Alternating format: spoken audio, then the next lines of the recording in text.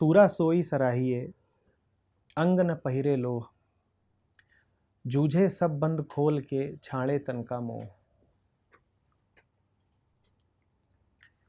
सूरा सोई सराहिए अंग न पहने लोह, जूझे सब बंद खोल के छाड़े तन का मोह।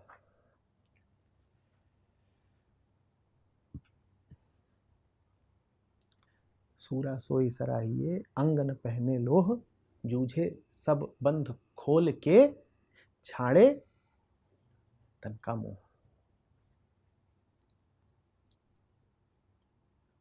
जो दुनिया हमें दिखती है उसमें तुम्हें चोट लगती है दुश्मन के वारों से, तीरों और तलवारों से, और बचाता है तुम्हें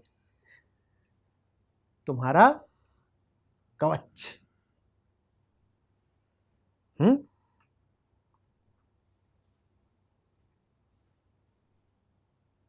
और कबीर की दुनिया में बाहर कुछ होता ही नहीं। जब बाहर कुछ है ही नहीं तो बाहर से तीर बरछे गोलियां भी कहां से आएंगे।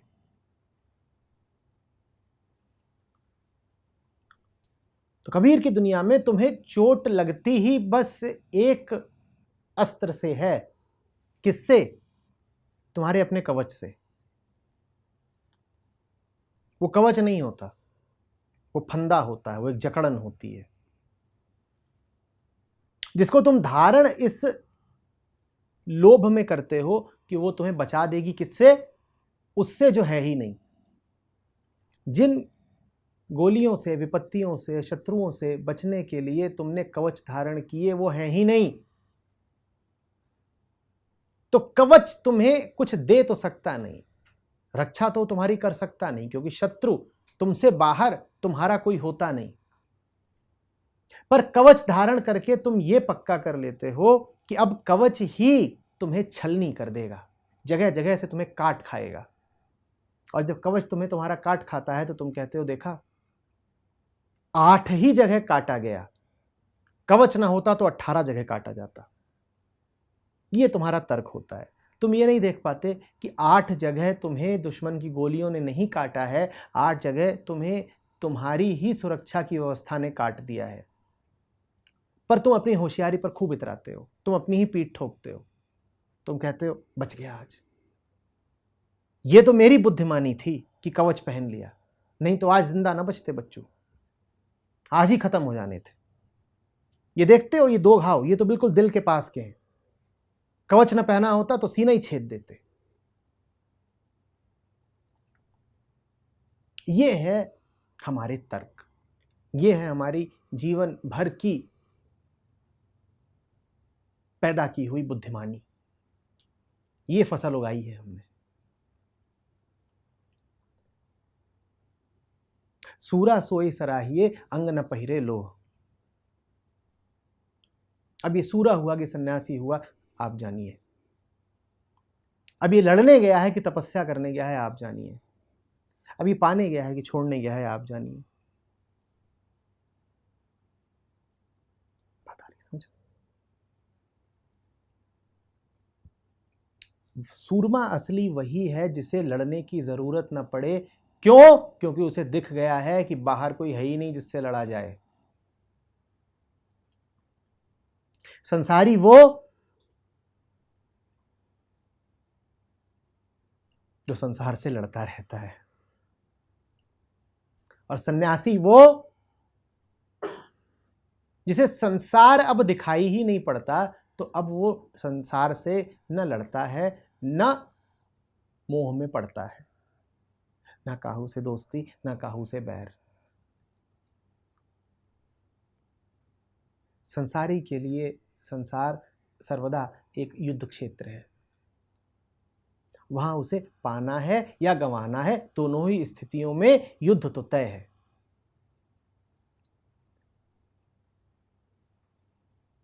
सन्यासी के लिए संसार है ही नहीं। जब संसार है ही नहीं तो लोहा किसके विरुद्ध पहन रहे हो?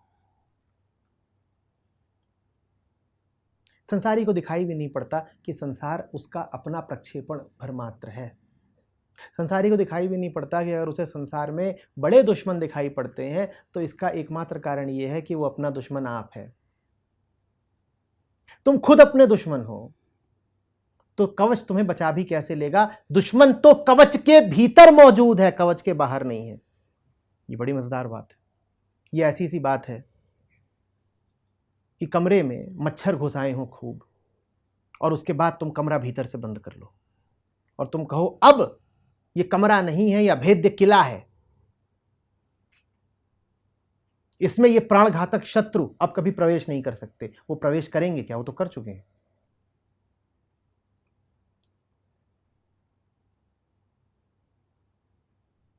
बचपन में हम मसहरी लगा के सोते थे। मसहरी जानते हो? और कई होशियार ऐसे होते थे जो अगर खुले में सोते तो उन्हें मच्छर कम काटते। जब वो मसहरी मच्छरदानी में सोते थे तो सुबह उनके पूरे शरीर पर नन्हे मुन्ने पकौड़े होते थे, क्योंकि उन्होंने मच्छरदानी डाल करके अब और सुनिश्चित कर लिया होता था कि मच्छर अब भीतर ही रहेंगे, अब बाहर जा ही नहीं सकते हो। यह होता है जब तुम कवच धारण करते हो। दुश्मन को तुम अपने साथ उस कवच के भीतर बंद कर लेते हो। वहां तो फिर भी मच्छर थे। मच्छर हो सकता है तुम पे दया खा जाएं, कहें कि अब खूब खून पी लिया, इससे ज्यादा पिएंगे तो हमारी सेहत का नुकसान हो सकता है। या मच्छरों के बीच कोई डाइटिशियन बैठा हो, वो उनको याद दिलाए कि कर क्या रहे हो। या कोई योगी हो जो कहे कि हिंसा है दूसरे का खून पीना, तो वो तो तुमको हो सकता है एक बार छोड़ भी दे थोड़ा बहुत खून पी करके। दूसरे हैं शत्रु, फिर भी एक अर्थ में अभी दूसरा है। जब अपने दुश्मन तुम खुद हो और ऊपर से तुम पहन लो कवच, तो वही है फिर कि हम तुम एक कमरे में बंद हो और चाबी खो जाए और हम तुम दो नहीं है, एक है। अब करोगे क्या?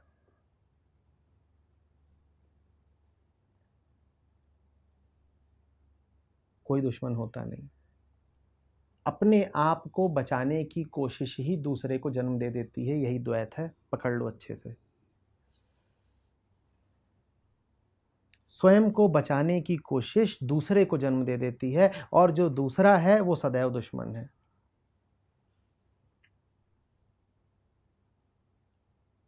द्वितीयात् वै भयं भवति। जो दूसरा है वही भय है। और दूसरा जन्म ही उस क्षण लेता है जिस क्षण पहले को, अपने को बचाने की कोशिश की जाती है। बचाने की कोशिश यानी अपने आप को छोटा मानना, कमजोर मानना, सीमित मानना। जब अपने आप को सीमित मानते हो तभी तो अपनी सीमा पर कवच धारण करते हो ना। तुम्हारी आंतरिकता पर तो कभी कोई कवच आता नहीं। सुरक्षा तो अपनी सीमाओं की ही करते हो ना सदा। सुरक्षा तो तभी करोगे जब पहले अपने आप को सीमित मानोगे। सीमित तुमने अपने आप को माना नहीं, सुरक्षा तुमने अपनी की नहीं कि तुमने पूरे संसार को अपना दुश्मन बना लिया। अब ये तुम्हारी सीमाएं ही हैं जो तुम्हें कचोट खाएंगी। क्यों? क्योंकि सीमित होना तुम्हारा स्वभाव नहीं।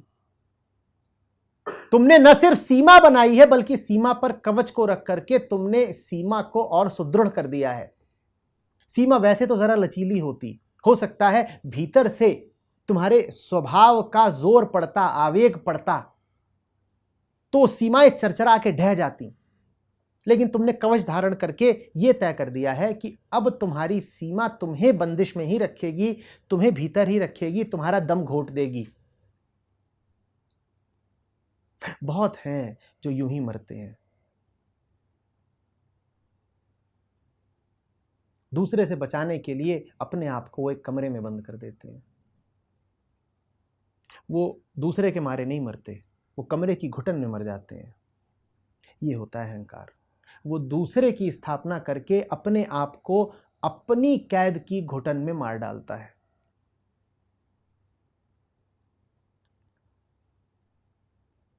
तुम जब भी मरे हो अपने ही कमरे की घुटन में मरे हो, और कोई जगह है नहीं जहां तुम मर सको। कमरा हटा दो तुम अमर हो, कमरा हटा दो कालजयी हो तुम। ये जो तुमने दीवारें खड़ी करी हैं, ये दीवारें ही अहंकार हैं। इन दीवारों का नाम भी अहंकार है, इन दीवारों के भीतर जो है उसका नाम भी अहंकार है। और इस पूरे क्षेत्र का नाम है संसार। दीवारों के मध्य जो क्षेत्र दिखाई दे उसे कहते हैं संसार। संसार से दीवारें घटा दो, संसार ही सत्य हो गया। और कहां सत्य पाओगे? सीमाहीन संसार को ही सत्य कहते हैं, अखंड संसार को ही सत्य कहते हैं।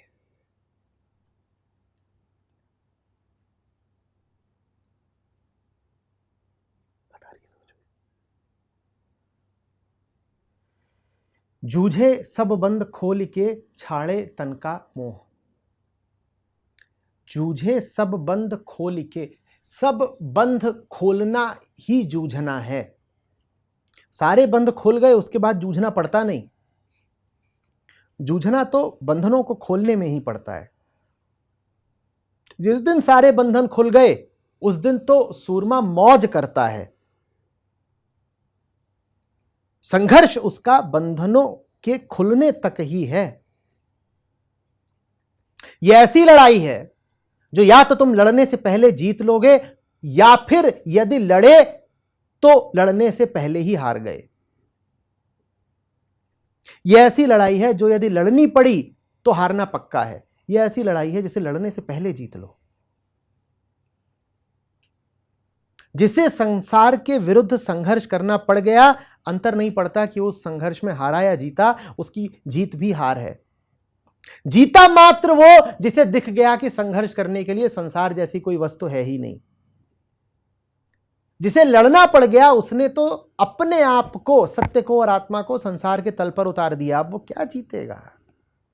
लड़ाई ही तुम्हारी हार है। जीते तुम तब जब तुम्हें दिखे लड़ना कहां है, किससे लड़ना है, क्यों लड़ना है, मैं हूं कौन लड़ने वाला, और सामने लड़ने के लिए है क्या? परछाइयों से कोई लड़ता है क्या?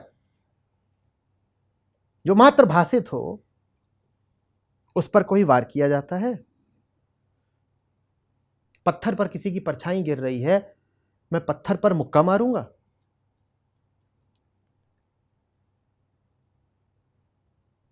धुएं में किसी का प्रतिबिंब बन रहा है, मैं उसका पीछा करूं? और जिसको मैं कह रहा हूं किसी का प्रतिबिंब, वो भी तुम ही। तुम्हारे अलावा और है यहां कौन जिसकी किसी चट्टान पर, किसी धुएं पर या कहीं पर भी छाया बने? तुम्हें मोह होता है अपनी ही छाया से, तुम्हें द्वेष भी तो अपनी ही छाया से होता है। कभी किसी और को चाहा है? कभी किसी और से घृणा की है? तुम्हारे भीतर कुछ होता है जिसके प्रति आकर्षित हो जाते हो, तुम्हारे भीतर कुछ होता है जिसके खिलाफ विकर्षित हो जाते हो। खूब चलती है ये नौटंकी, खूब चलता है ये स्वांग। स्वांग मात्र होता तो कोई बात नहीं थी, हम कहते खेल है, लीला है, विलास है। पर ये खेल नहीं रह जाता, ये जीवन का नर्क बन जाता है, ये समय काटने का बहाना बन जाता है, ये मृत्यु का द्वार बन जाता है। आप उलझे रह जाते हो और कैसे सरकते सरकते मौत आपके पास आ जाती है, आपको जकड़ लेती है, आपको पता भी नहीं चलता। ये सारे खेल चलते ही इसीलिए हैं ताकि आप इनमें उलझे रहो और आपको पता भी न लगे कि मौत शनै शनै कितना पास आ गई आपके। खाली मन इसीलिए आवश्यक है। खाली मन में वो थिक जाता है जो हो रहा होता है, अन्यथा आपका मन उन्हीं कल्पनाओं में उलझा रहेगा जो है ही नहीं।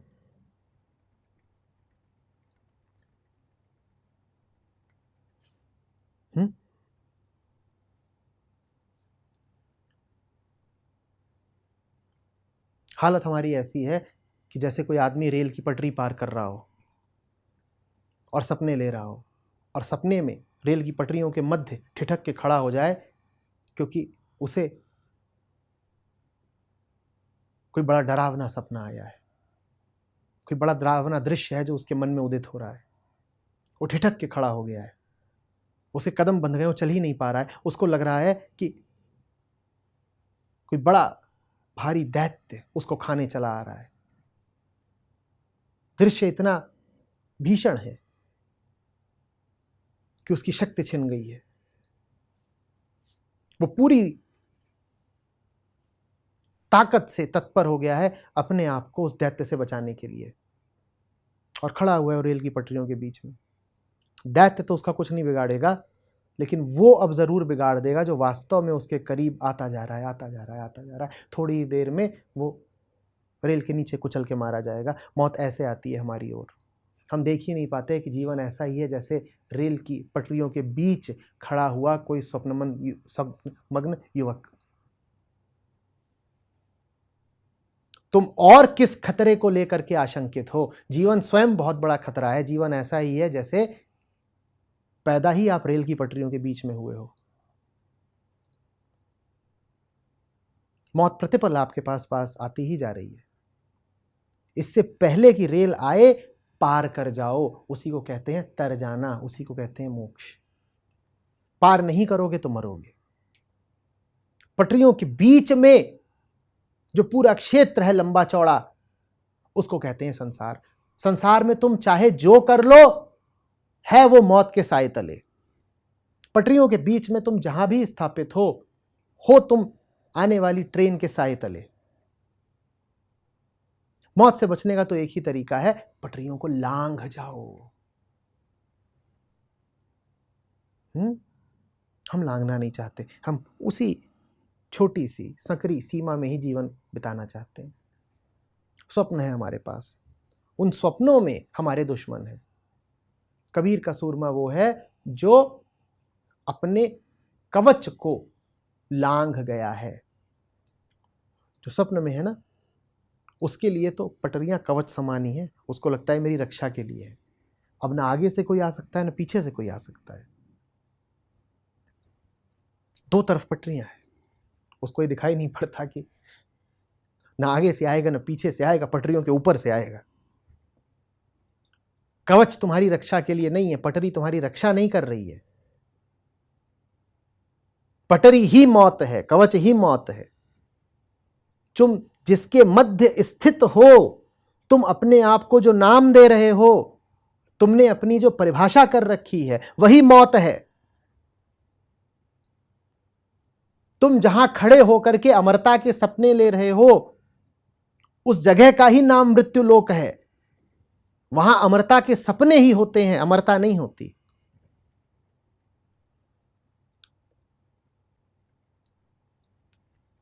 छाड़े सब बंद, जूझे सब बंद खोल के। सारे बंधन खोल के जब जूझा जाता है तो वो नृत्य कहलाता है। अब क्या, बंधनों के ही खिलाफ तो लड़ना था, और किससे लड़ना है? क्या आजादी से लड़ोगे? छाड़े तन का मोह। तन मतलब वो जो तुम्हें आश्वस्ति दे कि तुम्हें सुरक्षा चाहिए। तन मतलब वो जो तुम्हें ये धारणा दे दे कि तुम छोटे से हो। देखो अपनी खाल को, कितनी कमजोर है, कितनी उसको देखभाल चाहिए, कितनी उसको सुरक्षा चाहिए। देखो अपने शरीर को, निरंतर उसको पोषण चाहिए, हवा चाहिए, पानी चाहिए। एक छोटा सा दायरा है तापमान का जिसमें तुम सुरक्षित रह सकते हो, और तापमान भी ठीक रहे, पर उष्णता बहुत बढ़ जाए तो भी शरीर तुम्हारा विद्रोह कर बैठेगा, या बहुत घट जाए तो भी। हवा का दाब भी तुम्हें एक सुनिश्चित अनुपात में ही चाहिए।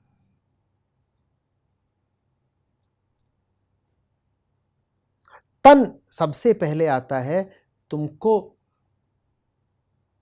ये मान्यता देने कि तुम बड़े खतरे में हो।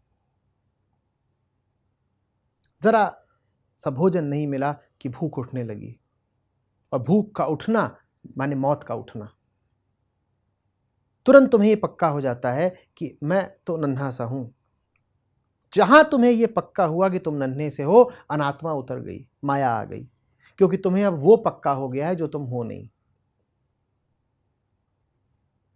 आंखें तुम्हारी बस कुछ दूर देख पाती हैं, उसके आगे तुम्हें दिखाई नहीं पड़ता। निष्कर्ष साफ है, मैं नन्हा सा हूं।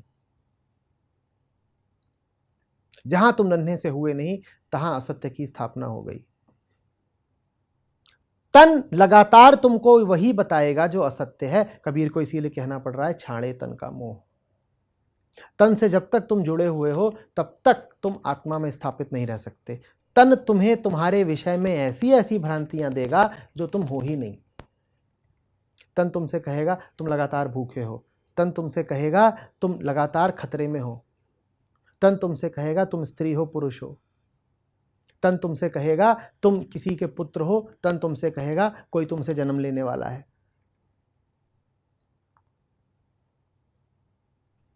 तन तुमसे कहेगा चेतना की सारी अवस्थाएं तुम्हारी हैं। तन तुमसे कहेगा तुम कभी सोते हो, कभी जगते हो, कभी बच्चे होते हो, कभी वृद्ध हो जाते हो। तन तुम्हें लगातार क्षुद्रता में ही बैठाए रखेगा। कबीर को कहना पड़ रहा है, छाड़े तन का मोह। तन ही तुम्हारा बंधन है। तन की ही कमजोरियों को ढकने के लिए तुम्हें कवच धारण करना पड़ता है। तन को मन से अलग मत जानना। तन मन एक है। तन मन का ही विस्तार है। जब ये कहो तन मन एक है और दोनों में से किसी एक शब्द को चुनना पड़े तो कह देना मन। आंखें हैं तभी तो देख पा रहे हो ना कि संसार है। तो पहली बात, संसार तुम्हारे शरीर के कारण भासित होता है। दूसरी बात, आंखें हो भी और तुम मूर्छित हो तो क्या संसार दिखाई पड़ता है? मुर्दे की आंखें खोल दो, क्या संसार दिखाई पड़ेगा? तो आंखें देखती हैं या मन देखता है? आंखें हो लेकिन चेतना ना हो तो कोई संसार दिखाई पड़ेगा? तो आंखें देखती हैं या मन देखता है? तो संसार आंखों में नहीं है, संसार मन में है। इसीलिए जानने वालों ने संसार को मन का विस्तार कहा है। और तुम्हारा तन भी तो संसार में ही है ना, तो तुम्हारा अपना तन भी क्या हुआ? मन का विस्तार। छाड़े तन का मोह माने छाड़े मन का मोह। अलग अलग नहीं है दोनों।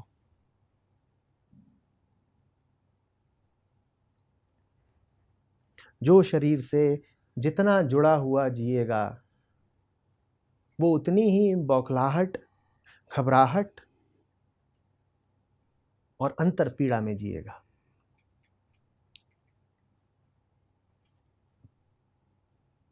जिसका अपने शरीर के प्रति रवैया ऐसा हो कि बस कुछ है,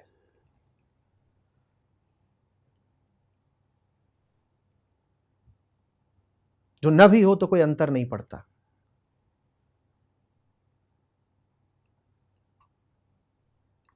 उसने जान लो कि शरीर लेने को सार्थक किया।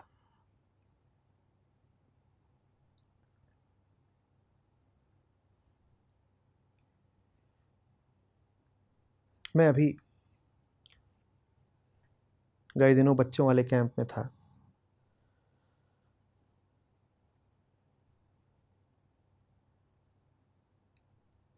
बड़ा रस था, बड़ा आनंद। बच्चों के साथ उछल कूद चल रही है। काफी कुछ ऐसा करने को मिल रहा है जो करने की मुझे बड़े अनुमति ही नहीं देते।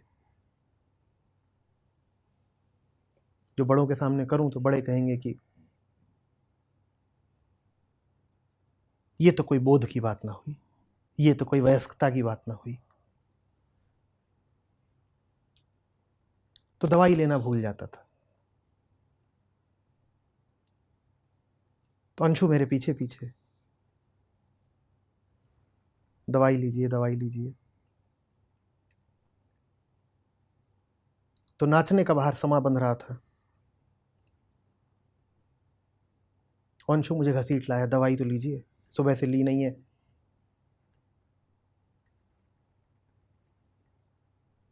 दो खुराक आप चूक चुके हैं, तीसरी तो लीजिए।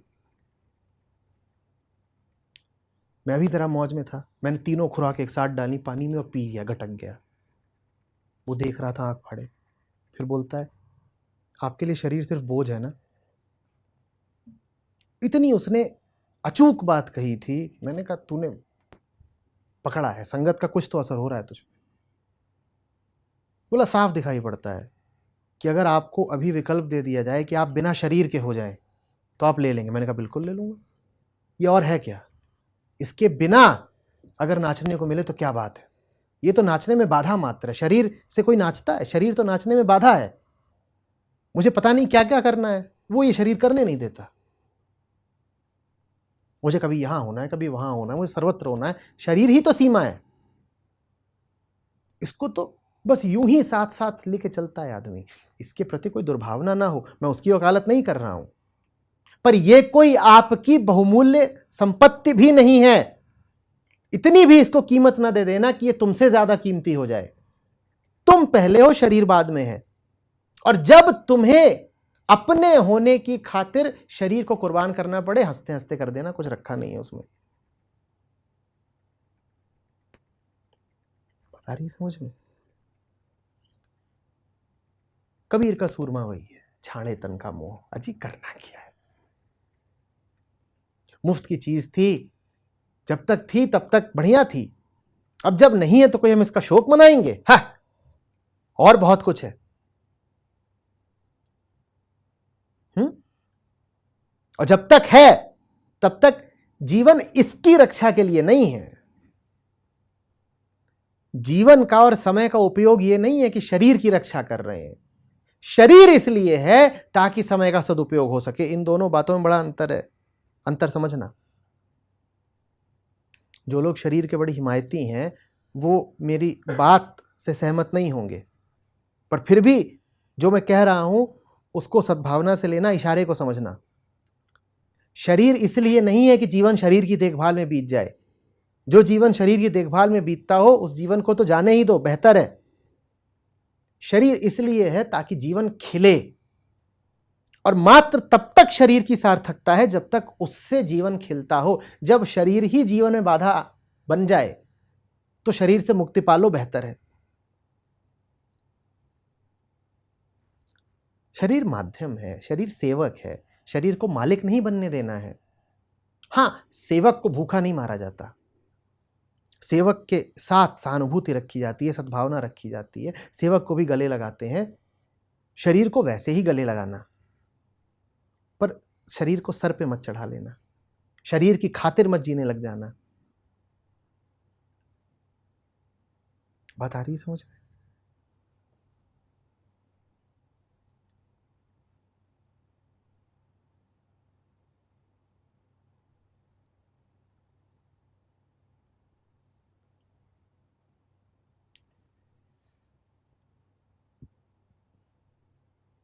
हमारी हालत कुछ ऐसी है कि गाड़ी में बैठ के गए प्रेमी से मिलने, और प्रेमी इंतजार ही करता रह गया, हम गाड़ी पहुंचने में लग गए, उतर ही नहीं रहे हैं गाड़ी से, इतनी सुहा गई है। वहीं बैठे बैठे संगीत सुन रहे हैं, कभी डैशबोर्ड को छू के देख रहे हैं। वो ज्यादा उत्तेजक लग रहा है। प्रेमिका के बाल क्या प्यारे होंगे।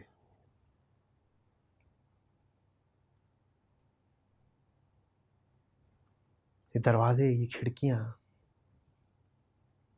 अब गाड़ी माध्यम नहीं रही, अब गाड़ी अंत बन गई। शरीर माध्यम रहे तो ठीक है। एक सुंदर भजन है जो कहता है कि पांव इसलिए हैं ताकि मंदिर तक जा सकें, जो पांव मंदिर तक जाने के काबिल ही ना रह जाएं उन पांवों को तो त्यागना। माध्यम है पांव। वहां जबान इसलिए है ताकि भजन गा सके, जो जबान अब राम नाम गा ना सके उस जबान का अब कोई मोल नहीं, छोड़ो। आंख इसलिए है कि जिधर देखे उधर राम को देखे, जो आंख राम को देख ना पाए उस आंख का अब कोई मोल नहीं, छोड़ो, खत्म करो।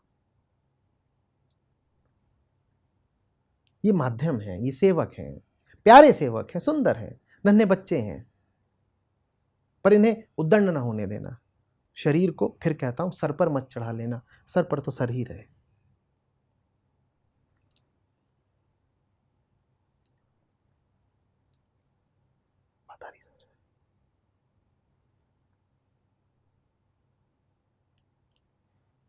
बात आ रही है? हाथ इसलिए नहीं है कि हाथ चमकाने हैं।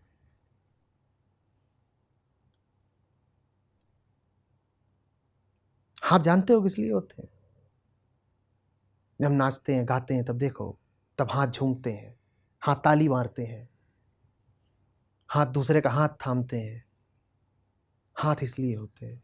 हाथ इसलिए थोड़ी होते हैं कि तुम हाथ को ही जीवन का केंद्र बना दो। चेहरा इसलिए नहीं होता कि चेहरे चमकाए जा रहे हैं। होंठ इसलिए नहीं होता कि लाली मल रहे हो। चेहरा, होंठ, आंखें, नाक, बाल इसलिए होते हैं कोई उनको देखे तो उसे कहीं पार की सुध आए। बुद्ध का चेहरा है, वो चेहरा नहीं है, वो चेहरे से आगे का कुछ हो गया है। चेहरा इसलिए होता है ताकि तुम्हारा चेहरा परमात्मा का चेहरा हो जाए। और तुम्हारा चेहरा परमात्मा का चेहरा नहीं हो रहा तो क्या उस पर साबुन तेल रोज लगाते हो? हटाओ चेहरे को। माध्यम है चेहरा, चेहरे को कहीं पहुंचना है। चेहरे में लौ जगनी है, आंखों को प्रकाशित होना है। आ रही बात समझ में?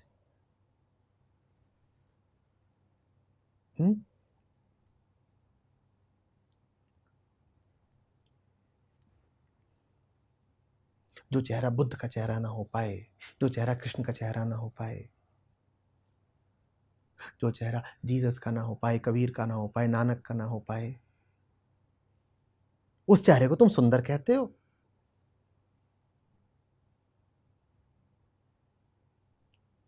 उस चेहरे को तुम नहलाते हो, धुलाते हो? उस चेहरे को तुम लिए लिए फिरते हो? आग लगा दो उस चेहरे को।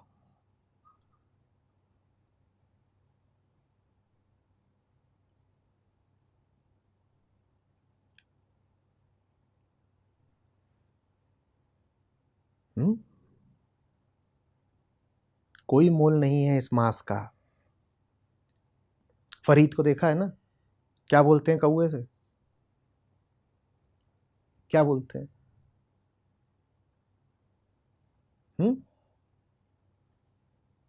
आंखें मेरी मत ले जाना, क्योंकि वो प्रियतम को निहारती रहती है, उनमें प्रियतम बसा हुआ है, बाकी तो पूरा तन व्यर्थ है। आंखों का भी मोल बस ये है कि उनमें प्रियतम बसा हुआ है। और जहां प्रियतम नहीं बसा हुआ, कबीर कहते हैं कागा से नोच के ले जा, पूरा सब कुछ ले जा, आंखें भर मत ले जाना, इनमें तो प्यारा बसता है। ये है शरीर और मन, उसका मूल्य।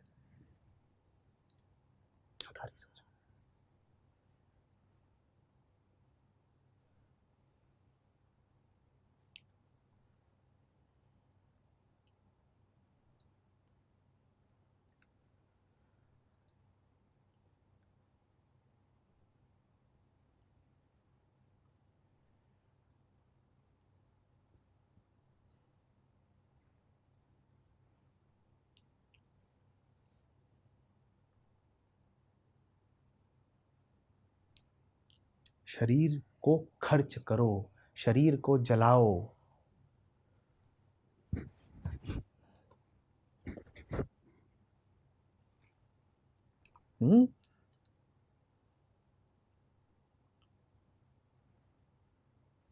शरीर ऐसा है जैसे कि तुम कहीं मेले में घुसे हो,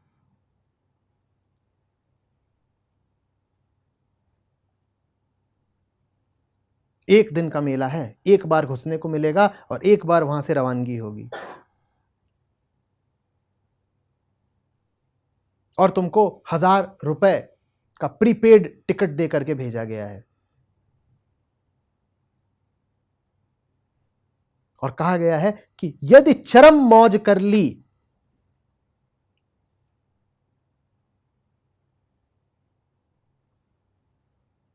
यदि यहां परम प्रेम को पा लिया तो परमात्मा को पा लिया। उस पाने में जो तुम्हारी पूंजी है वो पूरी खर्च करो। 1000 रुपए तुमको दे के भेजा गया है और वो 1000 रुपए और कहीं प्रयुक्त भी नहीं हो सकते। हम ऐसे हैं कि मेला खत्म होता है और 1000 में से 800 रुपये बचा के बाहर आ जाते हैं, और बाहर क्या खड़ी है? मौत। क्यों बचाते हो इस राशि को? ये राशि कहीं लेकर के नहीं जा पाओगे। कोई है जो शरीर लेकर के मरा है? कोई है? तो इसको बचा के क्यों रख रहे हो? मौत आए उससे पहले इसको खत्म कर दो। मेला खत्म हो उससे पहले मेले में उड़ाने के लिए जो धन मिला है उसको उड़ा दो,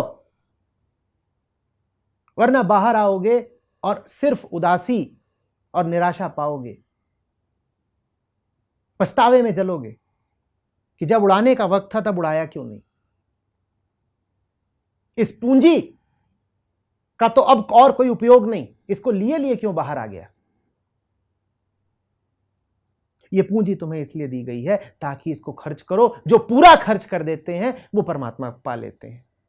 खर्च करना होता है, बचाना नहीं होता। जो बचाएगा सो गवाएगा।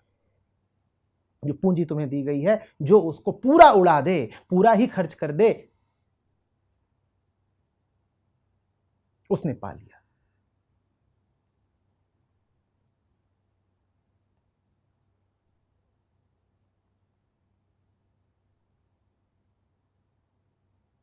प्रकाशित हो, जलो। कबीर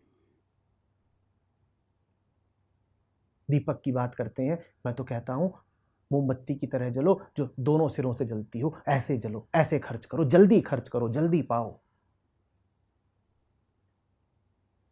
काल करे सो आज कर, पल में परलय होएगी। क्या पता कब मेला उठ जाए। इससे पहले कि मेला उठे तुम कर डालो खर्च, सब फूंक दो।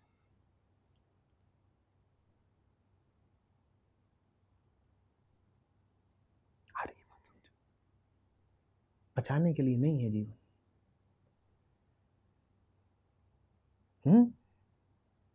कितना व्यर्थ लगेगा ना। सब बचा के रखे हुए हो और अंत में यमराज को सौंप दिया। किसके लिए बचाया था? यमराज के लिए। 15 करोड़ बचा के रखे थे, किसके लिए? हाँ, मौत के लिए। जब 15 करोड़ लेके मरते हो तो 15 करोड़ किसको दे दिए? यमराज को ही तो दे दिए, और किसको दे दिए? एक पैसा लेकर के मत मरना, एक सांस लेके मत मरना। मरने से पहले मर जाना। जब मौत आए तो तुमको खाली पाए, जब मौत आए तो ले जाने के लिए कुछ ना पाए। तुम कहो मेरे पास तो था जो, वो तो मैंने सब फूंक दिया। तुम लेने के आए हो? यमराज को मुंह चिढ़ाना, अंगूठा दिखाना, कहना तुम लेके क्या जाओगे, हमारे पास कुछ बचा ही नहीं, हम तो खाली हैं, तुम्हारे आने से पहले मर गए। मैं कबीरा ऐसा मरा दूजा जन्म ना होए। तुम ले जाते तो दूसरा जन्म कराते, क्योंकि कुछ बचा होता मेरे पास। दूसरा जन्म होता इसीलिए कि जो बचा हुआ उसको अभी खर्च करो। तुम इसी जन्म में सब खर्च कर दो। जो पूरा खर्च कर देते हैं उन्हीं की हो जाती है निर्जरा। सारे कर्म फल जला दिए, जो था सब खर्च कर दिया, कुछ बचा के नहीं रखा। फल से पूरी तरह मुक्त हो गए, कर्म से पूरी तरह मुक्त हो गए। जो कुछ भी संचित था सब फूंक दिया।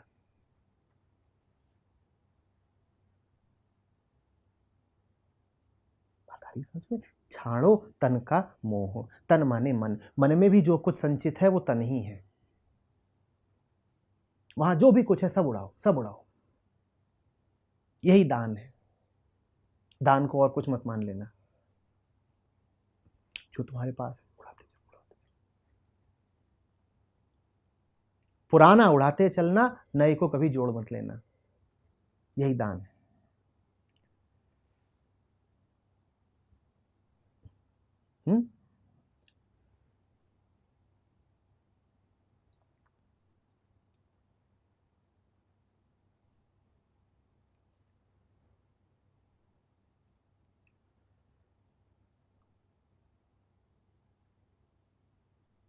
अच्छा लगेगा ना। मौत आएगी और तुम कहोगी हम तो पहले ही मर चुके।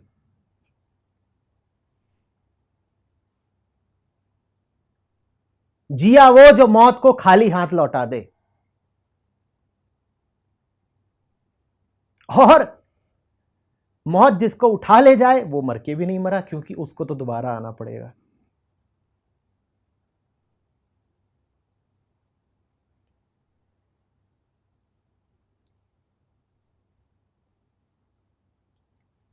अध जिए अन जिए मत मर जाना।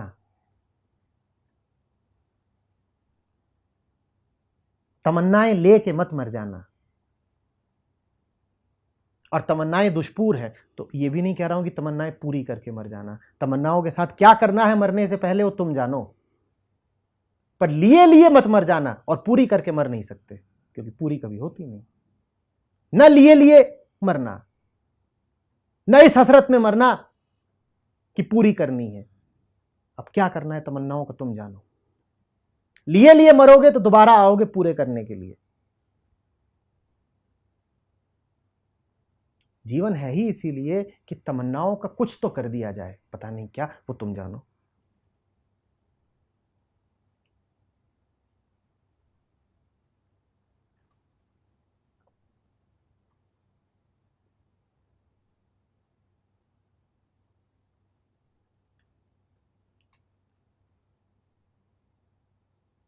सारी बात समझ में। खाली मरना, खाली। कि जैसे कोई तुम्हें लूटने आया हो और तुम पहले ही खुख हो, और लूटने आया है तुम्हें और तुम नाच रहे हो, कह रहे हो लूट। उसको लगेगा वो लुट गया। व्यर्थ समय जाया किया ऐसे आदमी पे, इसके पास तो कुछ है ही नहीं देने के लिए।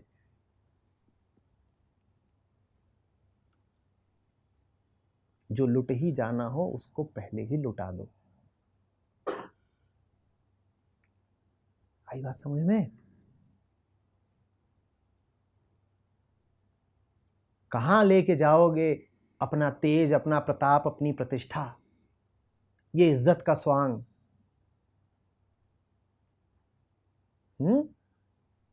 धूल पे रखी जाएंगी लकड़ियां और उन पर जल रही होगी तुम्हारी देह, तुम्हारा मस्तिष्क, और उस मस्तिष्क में धारणा रूप में जो प्रतिष्ठा और इज्जत वास करती थी वो भी वहीं जल रही होगी। सब धूल हो जाना है, और वो धूल पता नहीं कितनों के कदम तले आनी है। जानते हो धूल क्या होगी? वो तुम्हारा माथा होगा। कि जिस माथे को आज तुम इतना महत्व देते हो कि इसे कहीं झुका नहीं सकते, वो माथा अनगिनत पांवों के नीचे आना है।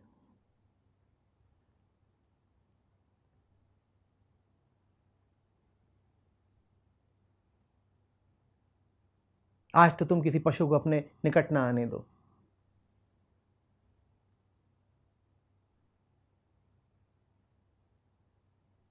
तमाम तरह के पशु राख चाटेंगे तुम्हारी।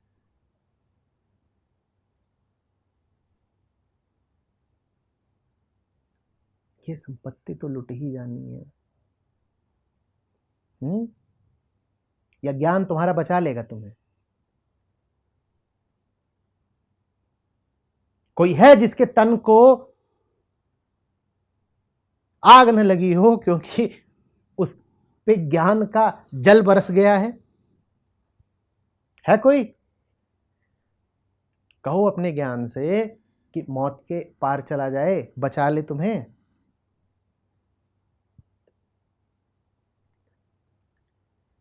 और तुम्हें बड़ा अपने रूप सौंदर्य लावण्य का गौरव था। जमाने को तुमने अपने शरीर को स्पर्श न करने दिया, और यमराज आकर के जब तुम्हारी इसी देह को नोचेंगे, खोलेंगे, चीथड़े कर देंगे, अंग अंग को भंग कर देंगे,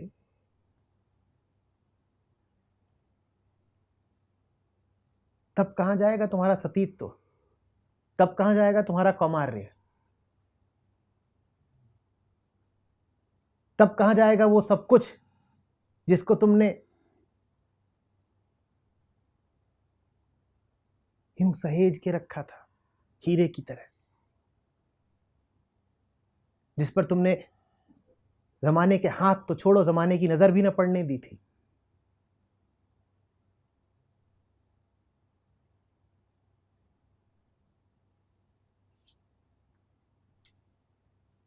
इससे पहले कि वो ले जाए तुम खुद ही बांट दो।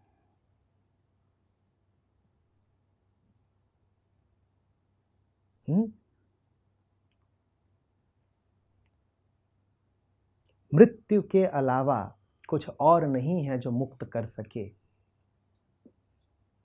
छाड़े तन का मोह। तन का मोह छाड़ना ही वास्तविक मृत्यु है।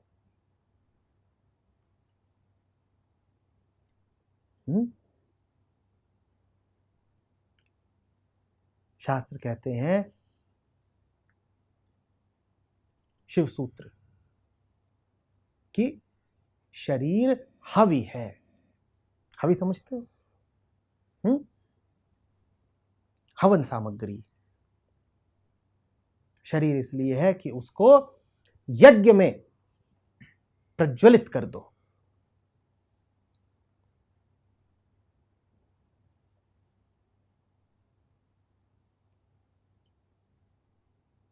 पूरा शरीर डाल दो ताकि लपटें और ऊंची उठे।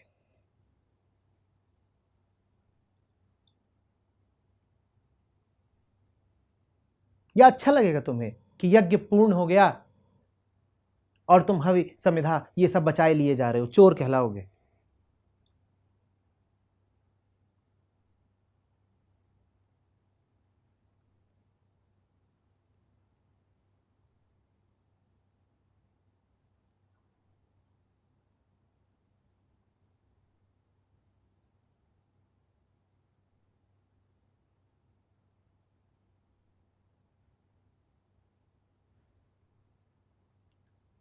हवन आर्द्रित होता है, इसीलिए हवि को भी आदर दिया जाता है।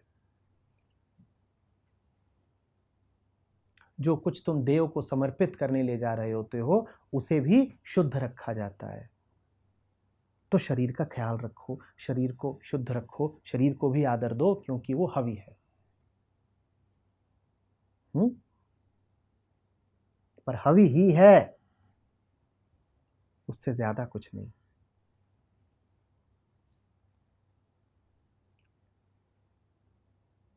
छाड़े तन का मोह।